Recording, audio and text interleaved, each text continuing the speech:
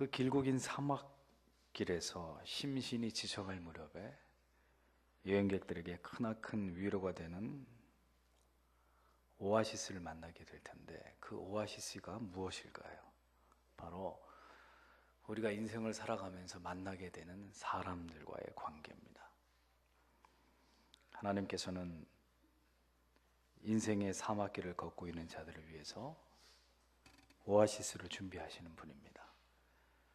때가 되면 사랑하는 사람을 만나서 평생 힘들 때나 즐거울 때나 지치고 괴로울 때 배우자를 통해서 많은 위로를 받게 하시고, 또 좋은 벗을 만나게 하십니다. 우정이란 이름으로 서로 깊이 사랑을 나누고 서로를 의지하면서 살아갈 수 있도록 하나님이 또 그렇게 인생 가운데 위로를 주십니다. 때가 되면 자녀가 태어나죠. 자녀들이 아름답게 자라가는 모습이 또한 사막 같은 인생길에서 부모들에게 위안이 되기도 합니다. 또 훌륭한 스승을 만나기도 하고, 여러분처럼 주 안에서 성도라 이름하는 아름다운 관계들을 경험하면서 인생이 외롭지 않은 것을 경험하도록 하나님 그렇게 섭리해 가시는 분입니다. 다윗은 그를 미워하고 죽이려는 사울의 군대에게 쫓기고 있었지만, 그의 인생이 사막과 같은 지대를 지나가고 있었지만, 하나님께서는 그를 지켜주시고 살려주시고 그와 함께할 동지들, 참 외로운 시간을 지나왔던 다윗에게 그와 함께할 동지들을 붙여주신 것을 성경은 우리에게 보여주고 있습니다. 오늘 본문을 보면 그러므로 다윗이 그곳을 떠나 아둘람 굴로 도망하며 그 형제와 그 아비의 온 집이 듣고는 그리로 내려가서 그에게 이르렀고, 2절에 환난당한 모든 자와 빚진 자와 마음이 원통한 자가 다 그에게로 모였고 그는 그 장관이 되었는데 그와 함께한 자가 400명가량이었더라. 이렇게 적고 있습니다. 아버지 이새를 비롯해서 형제들이야 다윗이 역적 패당이 되었으니 그대로 집에 있다가는 자신들에게 불똥이 튈 것을 염려해서 다윗에게로 갔다고 치고, 당시 사울의 폭정 아래에서 신음하면서 이에 불만을 품고 있었던 사람들이 다윗에게로 몰려들어왔는데 그 사람들의 수가 400명이나 되는 큰 무리를 이루었다고 말하고 있습니다. 로빈 훗에게 그를 따르는 자들이 있었던 것처럼 홍길동에게 활빈당 같은 그룹이 형성이 돼서 그를 추종했던 것처럼 이들이 모인 굴의 이름이 아둘람인데, 이 아둘람이라는 말의 뜻은 피난처, 은신처라는 뜻입니다.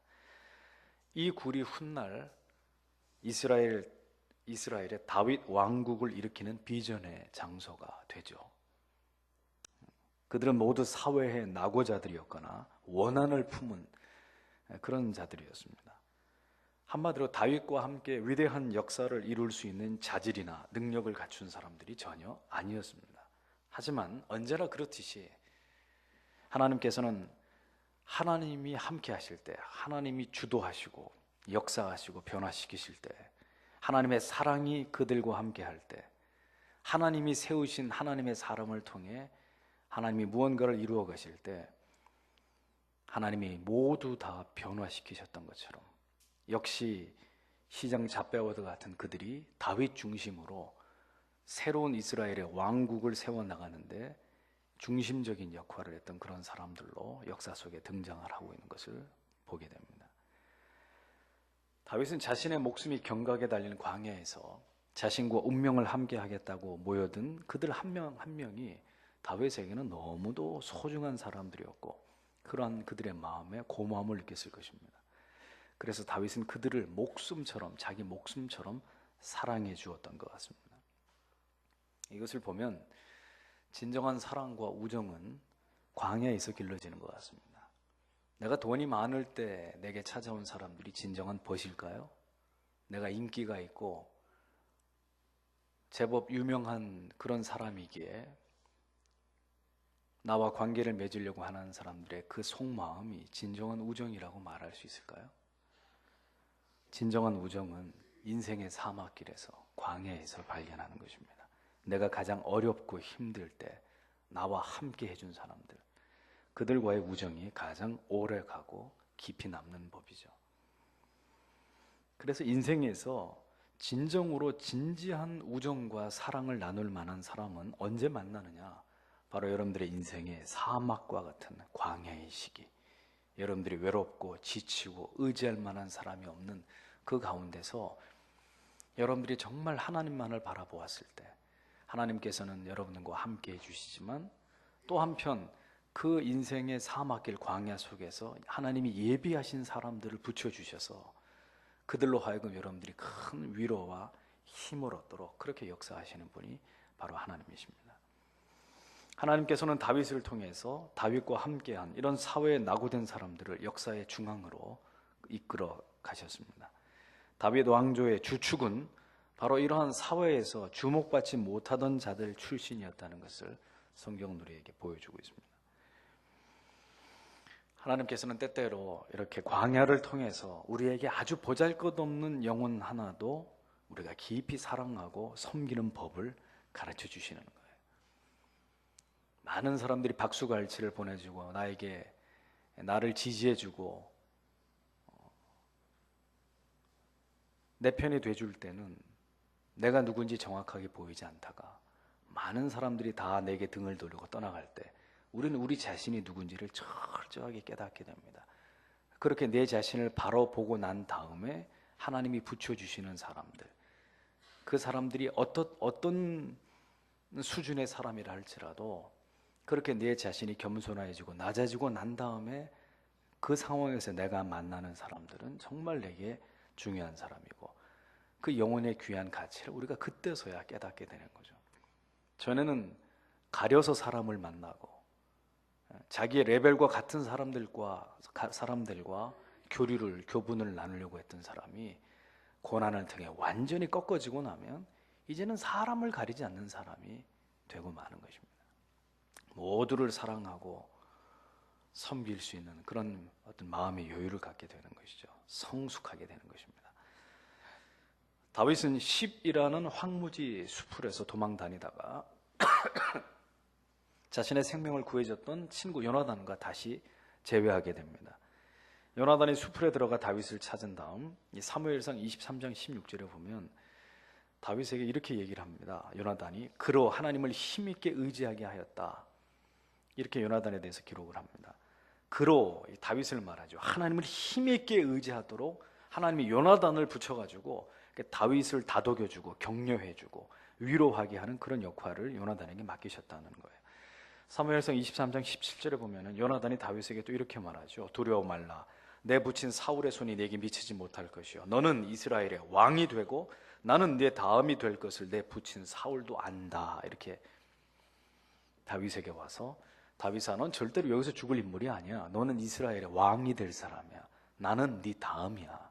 이렇게 다윗을 격려하도록 하나님이 요나단을 그에게 보내주십니다. 요나단은 다윗에게 둘도 없는 좋은 친구였고 하나님이 보내주신 위로자였고 격려자라고 우리가 그렇게 요나단을 해석할 수 있는 것입니다. 다윗은 하나님의 기름 부음 받은 자였지만 기름 부은 자도 별 수 없는 거예요. 쫓기다 보면 너무 힘이 드니까 자기도 모르게 두려워지고 움츠려들고, 그렇게 다윗이 힘들어할 때마다 요나단이 나타나서 두려워 말라고 다윗을 격려해주고 그에게 용기를 북돋아주는 것을 우리가 성경을 통해서 보게 되는 것입니다. 하나님이 너를 이 전쟁에서 최후의 승리자로 세워주실 거야. 다윗아, 너는 살아남는다. 너는 왕이 된다. 그건 요나단의 말이 아니었습니다. 하나님이 요나단을 통해서 다윗에게 하시는 하나님의 말씀이었습니다. 오늘 우리의 삶을 한번 보세요. 우리도 다윗하고 다를 바가 없습니다. 우리도 믿음으로 산다고 하면서 얼마나 많은 경우에 우리의 적들을 과대평가합니까? 금방 죽을 것처럼 절망하고 근심하고 좌절합니다. 항상 문제를 확대하고 과장해가지고 무슨 큰 일이나 터진 것처럼 두려워하고 벌벌 떨고 질에 앞서서 걱정하는 그런 모습들이 우리 안에 있지 않습니까? 우리도 요나단을 통해서 말씀하시는 하나님의 힘찬 음성을 들을 수 있어야 합니다. 두려워 마라. 내가 너와 함께 할 것이다. 도망자 다윗이 두려워하고 절망할 때 하나님이 그때마다 그를 사람들의 입을 통해서 세워주고 용기를 주고 그가 혼자가 아니라는 사실을 하나님은 계속해서 보여주시는 것을 우리는 다윗과 그와 함께했던 사람들의 모습을 통해서 확인할 수 있는 것입니다. 다윗은 처절한 경험을 통해서 장차 이스라엘의 왕이 되기 위한 모든 훈련들을 하나하나 이제 감당해 나가고 있었습니다.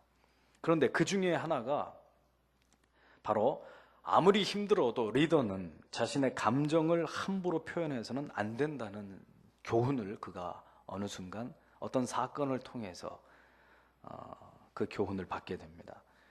때로는 무의식적인 감정의 표현도 그 주위의 사람들에게는 이게 천둥 같은 영향을 준다는 것을 이 다윗의 한 가지 에피소드를 통해서 우리는 그것을 확인하게 됩니다. 그 내용이 바로 오늘 두 번째 본문인 사무엘하 23장 15절에서 17절의 말씀이 그 말씀의 내용입니다. 정오의 태양이 머리 위에서 이글거리고 있는 어느 오후에 다윗은 피로와 갈증에 탈진이 돼서 뭐 들으라고 한 얘기가 아니라 자기도 모르게 뭐라고 중얼거렸습니다. 그 중얼거린 내용이 뭐였냐면은 참 목이 타들어가는구나. 누가 가서 저 베들레헴 우물물을 내게 좀 떠다 주었으면 하고 혼잣말처럼 너무 목이 마르고 탈진한 상황에서 다윗이 그렇게 툭 내뱉었습니다. 당시 다윗에게는 30명의 신복이 있었습니다. 이들은 각각 자기들의 무리를 거느리는 다 두목들이었습니다. 두목. 용사라고 성경은 표현하고 있습니다. 그러니까 다윗이 거느렸던 그 30명의 신복들 중에 얼마나 대단한 용사가 있었느냐. 8절에 보면 요셉 바세베이라는 사람이 있는데 이 사람 보세요. 800명을 그냥 혼자 때려 죽인 용사입니다. 저기 18절에 내려가면 아비세라는 사람이 나오는데 창 하나 가지고 300명을 죽인 이런 어마어마한 용사들이 다윗의 신복으로 다윗을 모시고 있었습니다. 다윗이 어느 순간에 하도 목이 말라서 그 베들레헴의 우물물 참 마시고 싶네. 이 말을 하자 자기의 사랑하는 신복 30명 중에 딱 3명의 부하의 얼굴빛이 변하는 것을 다윗은 눈치채지 못했습니다. 그리고 잠시 후에 그들은 다윗의 주위를 떠나서 말릴 겨를도 없이 블레셋 병사들이 겹겹이 포진하고 있는 베들레헴 마을 한복판으로 돌격해 들어갑니다. 뜻하지 않은 기습에 블레셋 병사들이 놀라가지고 어쩔 줄 몰랐지만 무기를 들고 이 새 침입자를 막아서는데 이 다윗의 새 부하는 그야말로 맹호처럼 비호처럼 달려들어가서 블레셋 병사들을 쓰러뜨리면서 돌진해 들어갑니다. 그리고 마침내 마을 한복판 우물가에 다다른 이들은 다급히 들고 있던 물병에 물을 퍼 담았습니다. 그리고 다시 포위망을 뚫고 거기서 빠져나옵니다. 블레셋 병사들이 어이가 없었을 거예요. 아마 그 장면을 보면서 갑자기 3명의 다윗 진영의 용사들이 자기 진영을 뚫고 돌격해 들어오더니 뭘 하나 하고 봤더니 고작 물 한 그릇 얻기 위해 가지고 목숨을 걸고 사지에 뛰어들어와 가지고 물을 떠가지고 가더란 말입니다. 그들이 생각했을 때 참 어이없었을 거예요. 아니 물이라면 지네들 그 진영에도 물이 있을 텐데 뭐하러 이 물을 뜨러 이 3명이 죽을 각오를 하고 우리 진영에 들어왔을까? 그들은 의아하게 생각했을 것입니다. 3명의 부하는 무서운 투지로 적진을 뚫고 나와서 무사히 본대로 귀환을 합니다. 그리고 자랑스럽게 자신들이 떠온 이 한 사발의 물을 자신들의 군주인 다윗에게 바쳤습니다. 다윗이 떠오라고 시킨 적이 없었습니다. 그냥 한순간에 내뱉은 말에 다윗의 새 신복이 그것을 결단하고 행동에 옮겼다는 거죠. 다윗은 기가 질려가지고 말이 떨어지지 않았습니다. 그냥 목이 말라서 한마디 툭 내뱉었을 뿐인데 자기의 사랑하는 부하들이 그 말 한마디에 목숨을 건 모험을 감행하는 것이에요. 자, 그 현장을 한번 가보세요. 온 몸이 피와 땀으로 범벅이 되어서 헉헉거리고 있는 이 3명의 사나이들이 다윗 앞에 떡 버티고 서 있습니다. 그리고 주군이여 우리가 떠온 물을 드십시오. 바로 조금 전에 말씀하신 그 베들레헴 우물, 그 우물물입니다. 언젠가 제가 이 말씀을 묵상하면서 이들의 모습 속에서 충성이 무엇인지를 제가 깊이 묵상한 적이 있습니다. 충성이 무엇이냐. 베수비우스 화산이 폭발했을 때 순식간에 폼페이의 화산재가 덮쳤습니다. 사람들이 있는 모습 그대로 화석이 되어버렸는데 먼 훗날 폼페이가 발굴이 되면서 어떤 한 작품이 로열티, 충성이라는 이름으로 나중에 이렇게 전시가 됐습니다. 그 충성이란 이름이 붙은 유물의 모습은 다름 아닌 왕궁을 지키는 근위병이었습니다. 화산이 터져가지고 사람들이 순식간에 도망을 치는 그대로 어떤 사람은 목욕탕에서, 어떤 사람은 자기 안방에서, 어떤 사람은 정원에서 도망을 치던 그 모습 그대로 다 화석이 되어버렸는데 이 왕의 궁을 지키는 수문장은 한 손에 창을 들고 칼을 차고 그 모습 그대로 화석이 되어버렸습니다. 왜? 도망칠 줄 몰라서요? 그 사람은 바보라서 창을 들고 가만히 그렇게 쓴 채로 죽음을 맞이했을까요? 왕궁을 지키다가 죽는 것이 자기의 사명이었기 때문에 창을 들고 그대로 죽었습니다. 나중에 그것을 발굴을 해서 전시회를 하면서 그 밑에다가 충성이라고 타이틀을 달아놓았습니다. 앞뒤를 가리지 않고 자신들이 섬기는 주군을 위해서 목숨을 돌아보지 않고 즉각 행동에 옮기는 이 세 부하의 모습을 보면서 이러한 장수를 자신의 부하로 두었던 다윗에게 한없는 부러움을 느낍니다. 하나님이 다윗을 얼마나 사랑하셨기에 이런 충성스러운 신복들을 붙여주셨을까? 저는 다윗이 받은 하나님 앞에 많은 축복과 은혜 가운데 이 부분 또한 하나님은 다윗에게 좋은 사람들을 많이 붙여주셨다는 것에 대한 어떤 한없는 영적인 부러움을 제가 느낍니다. 참 복을 많이 받은 사람이로구나, 다윗은. 자, 여러분, 무더운 여름에 온 몸을 적시는 설교로 예배가 다 끝나고 제가 무심코 참 목이 마르네, 청계산의 시원한 약수가 먹고 싶다라고 제가 말을 했을 때 여러분 가운데 당장 물통 들쳐매고 달려가서 그 길로 청계산의 약수를 떠다 줄 성도님이 계십니까? 청계산의 약수는 고사하고 밑에 편의점 가서 생수도 안 사주실 거예요, 아마. 다윗은 목숨을 걸고 사지로 들어가서 물을 떠온 이 부하들의 모습을 보면서 마음속에 뭔가 이렇게 복받치는 무언가가 있었을 거예요. 그래 도저히 그 물을 마시지 못하고 어떻게 했습니까? 물을 다 땅에 쏟아버립니다. 그리고는 흐르는 눈물을 닦으면서 이렇게 소리치죠. 하나님, 이건 저 때문에 자기의 목숨을 건 사람들의 피가 아닙니까? 피가 아닙니까? 내가 어찌 이 물을 마실 수 있단 말입니까? 내가 다시는 이런 일을 저지르지 않겠습니다. 다윗이 광야 시절에 겪었던 이 유명한 에피소드는 리더가 가지는 영향력이 얼마나 큰지를 단적으로 보여주는 예입니다. 우리는 종종 내가 하는 말이 얼마나 강력한 파장을 불러일으키는지 잘 알지 못하는 때가 많이 있습니다. 무심코 내가 내뱉은 절망적인 말, 부정적인 말, 누군가를 험한 말이 이게 일파만파 증폭이 되어서 이 절망이 전염되고 불평과 부정적인 생각이 전이가 되면서 누군가에게 씻을 수도 없는 상처를 주기도 한다는 사실을 우리는 잘 염두하면서 우리가 하나님 앞에서 우리의 말과 행동을 삼가 주의할 필요가 있다는 것이죠. 특히 가정에서 부모님이나 혹은 직장에서 상관이라면 더더욱 그러할 것입니다. 여러분들이 낳은 자식이라고 해서 쉽게 무시하고 저주하는 말 한마디가 그 자녀의 평생을 좌우하는 거예요. 내가 미쳤지 널 낳아서 내가 이 무슨 고생이냐? 넌 누굴 닮아서 그 모양이냐? 넌 네 다음에 아무짝에도 쓸모없는 인간이 될 거야. 이런 말들. 중요한 것은 무슨 말을 했느냐가 아니라 누가 그 말을 했느냐 이거죠. 누가.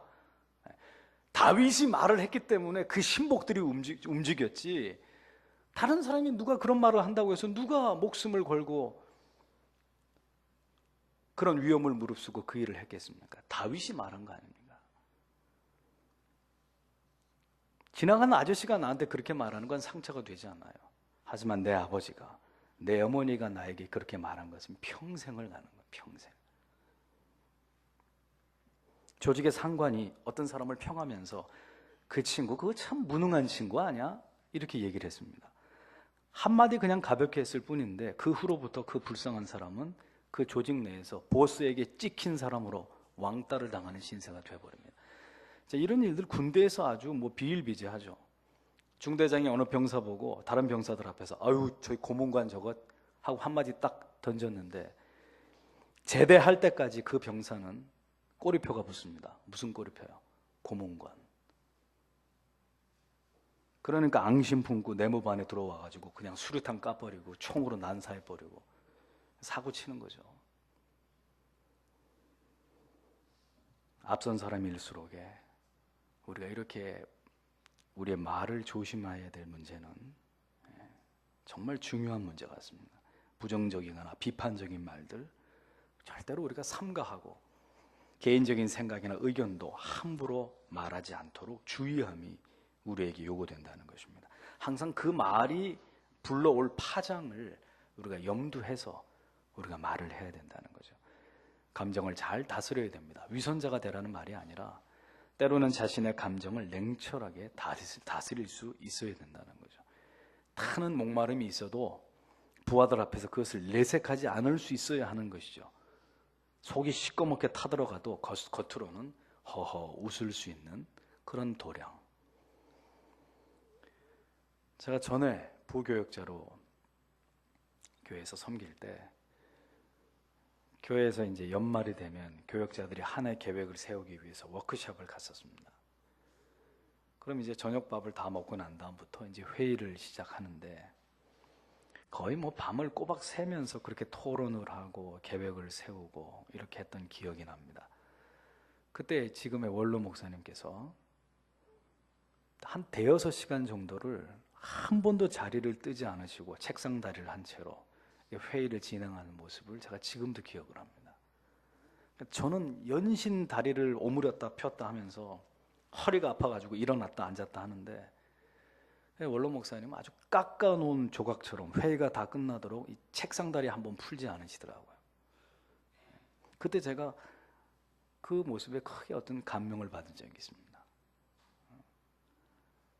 저를 가르치셨던 은사 목사님 가운데 그 여름에 한번 등산을 갔는데 이 겉옷이 흠뻑 젖을 정도로 그렇게 비 오듯이 땀을 흘리고 계셨는데도 다른 사람들은 덥다 더워 죽겠네 살리네 더우면 우리가 투정도 하고 불평도 할 법한데 그렇게 땀을 흘리시는데도 단 한마디도 날씨가 덥다든지 목이 마르다든지 이렇게 표현을 안 하시는 모습을 제가 지켜본 적이 있습니다.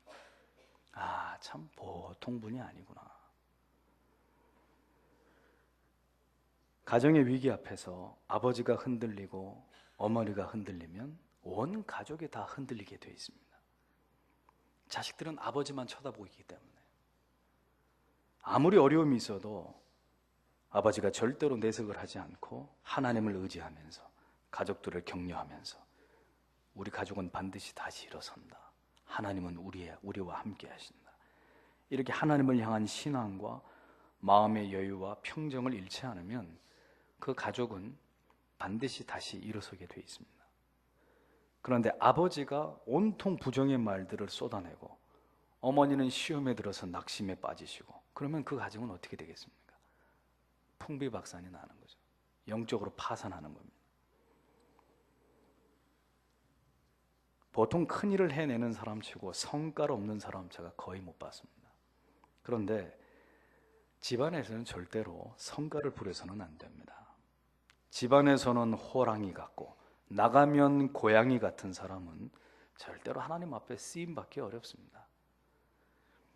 신자는 얼음같이 차가운 침착함과 그러면서도 또 내면 속에 불같은 열정을 가지고 있는 그런 사람이 되어야 됩니다. 신자는 한없이 따스한 마음, 넓은 마음, 부드러운 마음의 소유자가 되어야 합니다. 만약 다윗이 부하들이 목숨을 걸고 떠온 물을 한 입에 벌컥벌컥하고 들이켰다면 그는 아마 역사상 그렇게 위대한 성군이 되기는 어려웠을 것입니다. 부하들이 보여준 그 눈물겨운 충성에 감복하면서 그는 군주다운 말과 행동으로 그들의 충성을 높게 치하하면서 그들에 대한 깊은 사랑과 신뢰를 표하면서 그리고 자신 스스로를 책망하는, 견책하는 모습을 보여줍니다. 내가 왜 쓸데없이 입방정을 떨어가지고 그들로 하여금 이렇게 생명의 위협을 무릅쓰고 이런 헌신을 하게 만들었을고, 자기 자신을 바라보면서 반성하게 되는 기회를 그가 삼았던 것을 성경들에게 보여주고 있습니다. 사랑하는 여러분 가운데 특별히 앞선 자가 되기를 원하시는 분들, 또 이미 앞선 자가 되신 여러분, 우리에게 바로 이런 부분이 필요합니다. 사랑으로 치하하고 격려하고 용기를 북돋아 주어야, 인정해주고 작은 일에도 감격하면서 자기 자신의 실수에 대해서 그것을 권위로 덮으려고 하지 않고 솔직하게 인정할 수 있는 그런 멋있는 사람들이 바로 우리 신자들이 되어야 되는 것이죠. 힘을 가진 사람은 조금만 그 힘을 휘둘러도 약한 자들에게 그게 고통이 될 수 있습니다. 이런 재미있는 말이 있잖아요. 사자는 재채기를 한 번 해도 토끼가 화내는 것보다 무섭다 그러잖아요. 자녀들에 대해서, 후배들에 대해서, 부하 직원이나 손 아래 사람들에 대해서 언제나 그들을 가슴으로 안아주고 사랑하고 아껴주고 칭찬과 격려를 아끼지 않는 그런 모습이 다윗에게 보여졌듯이 오늘 우리에게도 필요한 모습입니다. 언제든지 자기의 허물과 실수를 겸손하게 인정할 줄 아는 이런 인격, 우리가 다윗에게서 배울 수 있는 한 부분이죠. 성도는 멋있는 사람이 되어야 합니다. 신의가 있고 말을 한 것에 대해서는 지키고 충성과 어떤 성실이 있고 또 정직하고 목에 칼이 들어와도 아닌 건 아닌 것이고 옳은 건 옳은 것이고, 이런 부분들이 우리 성도에게 필요한 부분들이에요. 외모가 촌스러운 것은 그건 어쩔 수 없다 치더라도 우리의 영혼과 우리의 마음과 우리의 인품까지 촌스러운 사람이 되면 안 됩니다. 영적인 기품이 있고 뭔가 신뢰할 만한 중후한 몸가짐, 마음가짐, 그리고 말을 할 수 있는 그런 사람들이 되기 위해서 우리 모두가 같이 노력해야 되는 거예요. 가벼운 사람들이 되면 안 돼요. 우리는 다윗의 에피소드를 통해서 그의 인간적인 매력을 보게 됩니다. 또 다윗과 함께했던 사람들을 통해서 하나님이 다윗에게 얼마나 큰 위로와 용기를 주셨고, 다윗이 그러한 힘 있는 용사들을 자기 휘하에 거느리고 있었기 때문에 보세요. 전쟁을 벌리면 백전백승 아니었습니까? 그것은 다윗이 잘나고 똑똑해서가 아니에요. 다윗은 우연이 아니라 하나님이 그를 붙들어서 블레셋의 장수 골리앗을 쓰러뜨린 것이 그의 가장 혁혁한 전과였습니다. 그 외에 다윗이 뭐 뛰어난 어떤 그런 어떤 그의 무술이나 그의 어떤 그 호기에 대해서 화려한 무용담이 성경에 나오지 않습니다. 다만 그가 전쟁에 나갔을 때 지지 않았다는 기록만 나오죠. 그 얘기인즉슨 다윗이 위대하고 훌륭했기보다도 하나님이 다윗에게 이렇게 힘 있는 사람들, 이렇게 충성하는 사람들, 이렇게 능력 있는 사람들을 하나님이 수도 없이 그에게 붙여줬다는 거예요. 하나님께서는 이렇게 하나님을 사랑하고 경외하는 자들에게 사람들을 붙여주십니다. 요나단 같은 사람들, 그리고 용사들, 그를 위해 죽을 수도 있는 이러한 그를 돕는 사람들을 하나님은 그때나 지금이나 그렇게 우리에게 붙여주시는 분입니다. 그들의 말을 통해서, 그들의 우정을 통해서 사막과 같은 인생을 살아가면서 때로는 위로를, 때로는 용기를, 때로는 감동을 받게 하시는 분이에요. 하나님이 직접 말씀을 통해서 우리에게 주시는 감동도 있지만 우리와 함께하는 사람들을 통해서 우리에게 주시는 감동, 위로, 용기, 이런 것도 적지 않단 말이에요. 우리는 다윗을 통해서 하나님의 사람이 가져야 할 아름다움이 무엇인지를 깨닫게 됩니다. 사랑하는 성도 여러분, 다윗과 그와 함께했던 자들 속에서 발견되는 이런 신의, 이런 하나님을 향한 충성, 그리고 사랑이 저는 여러분들 가운데 있게 되기를 바랍니다. 그리고 다윗이 누렸던 이러한 관계의 축복, 그와 함께했던 멋있는 사람들, 나는 여러분들의 생애 가운데서도 다윗이 받은 이러한 관계의 축복, 좋은 사람들을 붙여주시고 만나고 그들과 동역하고 우정을 나누고 그리스도 안에서 사랑을 나누고 함께 한 비전을 바라보고 그것을 위해서 같이 예수의 이름 때문에 피 뿌려서 우리 자신이 상화될 수 있다면 우리는 모두 하나님 앞에 섰을 때 주님의 우편을 차지하는 용사들로 그렇게 우리는 천국에서 다 같이 만나게 될 것입니다. 이러한 축복을 이 땅에서도 하늘에서도 누리게 되시는 회원의 모든 성도님들이 되시기를 주님의 이름으로 축복합니다. 기도하겠습니다. 여러분, 이 시간에 함께 기도할 때 다윗 그와 함께한 자들,